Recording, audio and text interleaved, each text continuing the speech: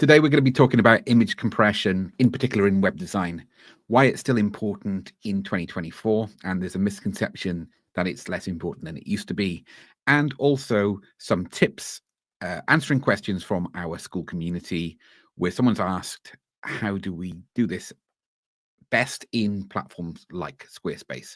So let's take a look at the initial problem to start with. And I think probably the best thing, I'll share the screen so we can look at the Pixelhaze Academy website. Yes, a little plug there. And we've got a balance here. So we don't have any video content, but we do have different types of graphics. So we've got quite a detailed graphic here, which has got like a grain filter overlay, which I wanted that retrofuturism vibe to it as well. We've got different style here, but tying into the overall vibrant, colorful scheme and brand toolkit that we have at Pixelhaze Academy with each of our different islands. And these are transparent images. Then we go into these thumbnail images, which are far more in line with what you would get with YouTube thumbnails.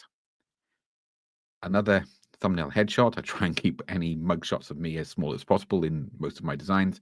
And then we go on to one of the areas that actually uses quite a lot of the load time, which is the 6 posts from our blog. But it's really important that we attach those thumbnail images with each blog post. And then finally, a thumbnail promoting our school communities in the footer section, which repeats on every page. So we've got quite a few images in here. And if we don't optimize those photos, that can cause problems further down the line. And the main problem is our website may not be ranked on Google as well as if we optimize our images. Because Google doesn't really care about us. I've said that many times on previous videos. It only cares about the audience.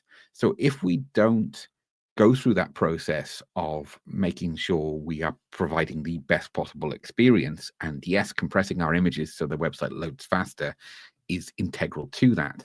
So therefore, if we don't do that, we could end up being penalized up against a like-for-like competitor who may be their website's been around as long as yours. They've updating the content regularly, about as regularly. And so that what Google then looks for is one of over 200 different ranking signals to sort and add a hierarchy for competing website pages. I say websites, I mean web pages, because every page is kind of ranked individually.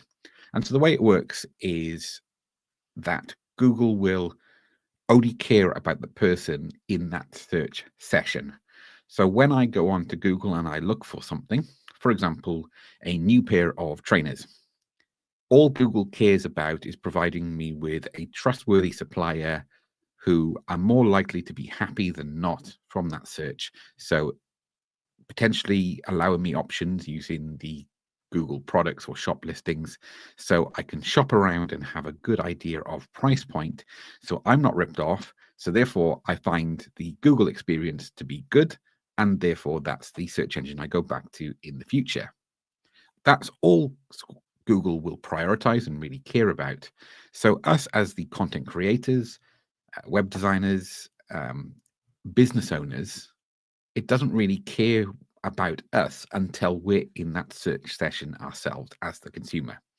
So with that in mind, there are so many different aspects that make this really important to ensure that we get a seamless process from start to finish for our audience.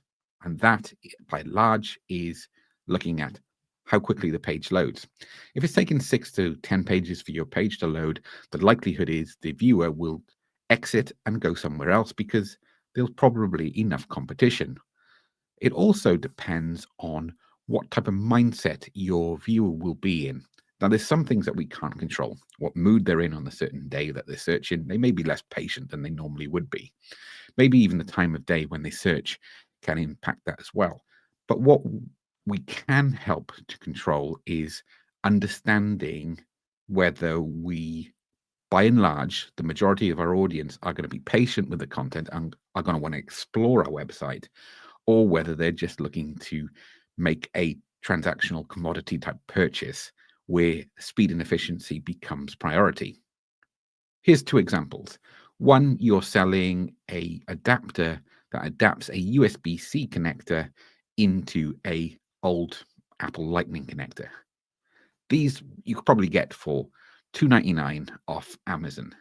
But if someone was to search via Google for this type of product, you want to be able to bring them on your page and make that process from start to finish as quick as possible. Because if they have to create an account before they can make a purchase, where you don't have the account creation as part of the tail end of the purchase process, so they're already so far in that maybe another 10 seconds isn't going to be a problem. If we're front loading that delay, for example, we've got a video header on our site and they're only going on to buy this adapter, and yet we've got a video showcasing an iPhone. They then may have to wait longer for that video to load. In fact, they would have to wait longer for that video to load. They then maybe have to sit around patiently before they can actually get to the point of buying that widget. That's why Google will, with established websites, will send you to an individual page as opposed to the home page and loop you around that way. But we've got to think about these things. And then the other end of the spectrum, it could be that your viewer's on the lookout for a professional photographer. With that search experience, the viewer is probably more patient. And by patient, I mean they're going to want more information. They're going to want examples of high quality photography. So if you compress those photos too much, it could degrade the quality of the work, and therefore that actually starts working against you, even though the website loads more quickly. Hope that makes sense. So we're using a horses for courses approach to image compression. It's not always a case of having the website loading lightning quick. It's about understanding our audience, understanding what's going to put them off potentially and make them search elsewhere, and then using that in the process. And then secondly to that, Google will often follow the viewer habits. So I don't know this for sure, but I'm pretty sure that if the website is more of an experience, Google is going to find that most websites in that area, like professional photographer website, will all be slightly longer loading than maybe the BBC News website, which is all about getting your information as quickly as possible. Okay, so that's the kind of the scenario where we're at. But what if we want to compress our images to get the best possible outcome? And if we switch to our website here, we can see that we've got a number of images in here and I've compressed them. And Squarespace has its own image compression built in. We can't control how much it compresses it. We can crop photos. So for example, if we had a portrait photo and we wanted in this letterbox mode, first of all, we need to make sure it works in that format and it's not too pixelated. But by just going into the Squarespace photo editor and cropping a photo, I'll just show you a quick example here. So let's edit this section, go to the background, and we've got our photo in here. I'm not actually going to crop it, but I'm going to show you the edit tools. So there's no resize or compression option in this very simple but very handy editor. But there is an option to crop it. So say I want this as a square thumbnail, I could crop it to 1:1 square, and that would remove all of this excess photo that's not needed in that example. And what would happen is Squarespace would save this version of the photo, the newly cropped one. In fact, to get that rocket front and center, we're probably looking at this, and we can use the 9-scale grid or the guides to get that position correctly. So as a thumbnail, or even as a circular thumbnail, we put it in a circular frame, we only need this much photo. So all of this of the image around there would still be loading, even though it's been broadly compressed, and Squarespace will choose different starting sizes depending on the application. For example, I think it handles 4 different image sizes. So when you upload your photo into Squarespace, it creates 4 versions, one full size, one desktop size, another one kind of medium signpost grid image size, and then potentially a smaller thumbnail image size. I'm not sure in those exact dimensions. And then what the CDN or the content distribution network or the management system that sits behind it in Squarespace will then select the most appropriate image for the application.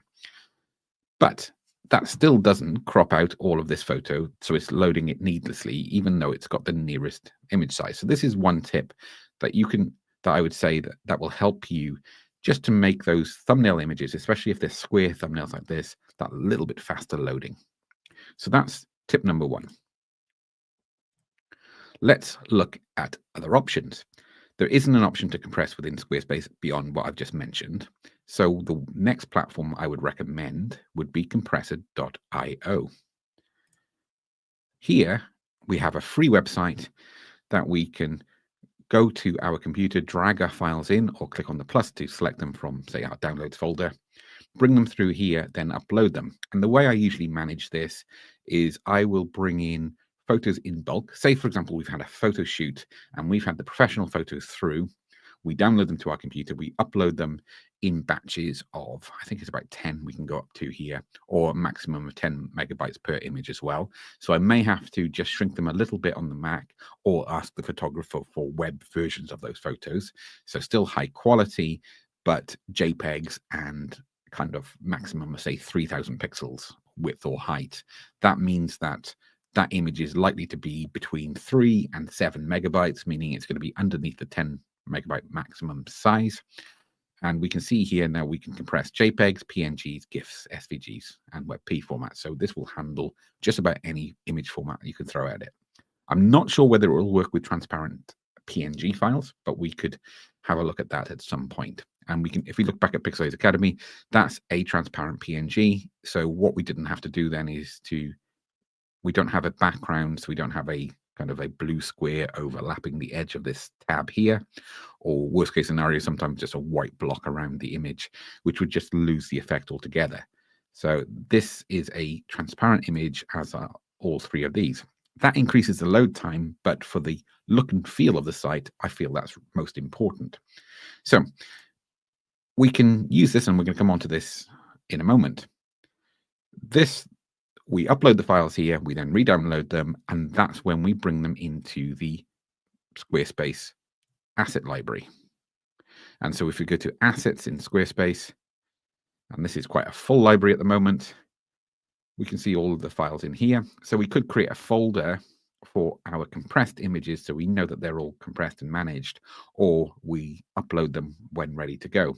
That's when we add them into the page. And this is part of our web design process now. When we have photos or we choose stock photos, we predominantly use Adobe Stock, or sometimes we'll use Unsplash, and we will go through and we'll crop our images to the ratio in terms of how they're going to be used. So again, those circular images and this one here, part of our processes from earlier this year is to go through and just crop those to square, meaning that we're not loading image retail space that isn't needed. We then go in and upload them in bulk to compressor.io. It takes about 5 to 10 minutes, and then we bring them into our asset library in Squarespace. So that's a good user flow that gets the balance between it's not going to take you twice as long, so you're not having to double your costs of web design if you're a professional designer, or it's not going to make you want to quit if you're building your own website. And now we're going to move on to the next question. You may be wondering why I've got Canva open here. I've just got it open on a blank image, and I'm going to search for landscape. And we're going to search for photos.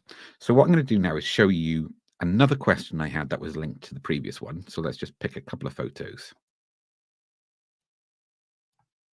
So if you have a Canva account, you can basically download and use these assets for yourself. I think the licensing restricts it that you cannot sell these as prints, for example, without massively changing the look and feel of it. But we've got two similar photos here.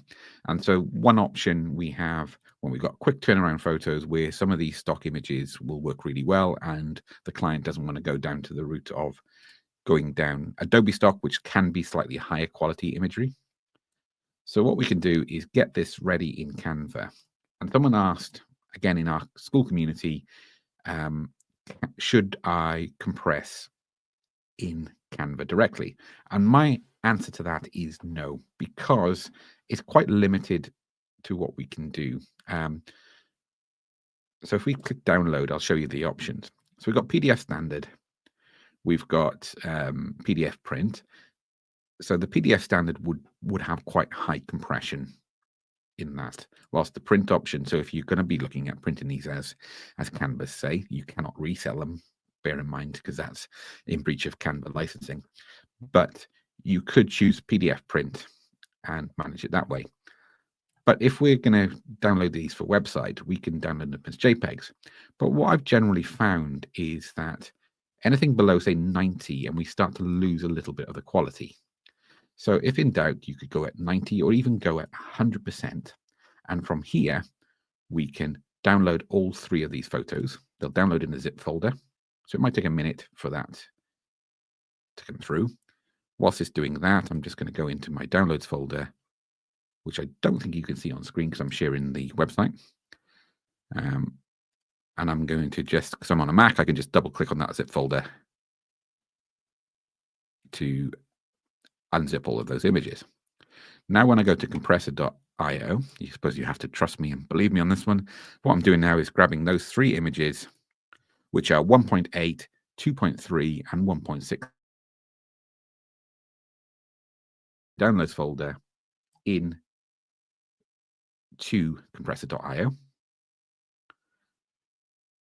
There are other tools available, but I found this one to be pretty consistent and very handy. We can see now that we have saved 85% on each of those images. Now, that's, bear in mind, that's the full image size. So even if we were to add these together, we're getting close to 1 megabyte in size, which will maybe add another half a second onto our load time of our page. But having been through this, and then we can download all into our computer, then we can go into our file manager and yeah, I'm just going to upload them into the main folder. Again, this is happening off screen. And what it will do is, if I download all together, it'll create another zip folder. So I just need to unzip them. And now I can upload all 3 images together. So they're all 1080p, 1920 by 1080. That was just the size of the canvas I use in Canva. And now we can see those photos in place. Now, when I go to add them in, and what's happened when they've been uploaded is the CDN, the management system behind these assets in Squarespace, has created 3 or 4 different size versions of them. But the difference is now these have been compressed. And if we look at the quality difference, they still look pretty damn good. And so that's really important, that we've got compression without losing quality. So that's my process. It'd be great to hear from you. What do you use? Do you use any other compression tools as opposed to compressor.io? Had you even thought about image compression and it being an issue? If you've got any more questions and you want to follow up, you can, of course, jump onto any of our YouTube channels and leave me a question there, and I will try my best to get back to you. And also, beyond that, we can help you potentially via one of our 2 school communities. That's SKOOL. I'll leave some information in the description. And we've also got a free membership on Pixelhaze Academy. Essentially, we've got loads of ways that we can help you navigate these types of headaches. Hope you've enjoyed, and I'll be back soon with another live stream.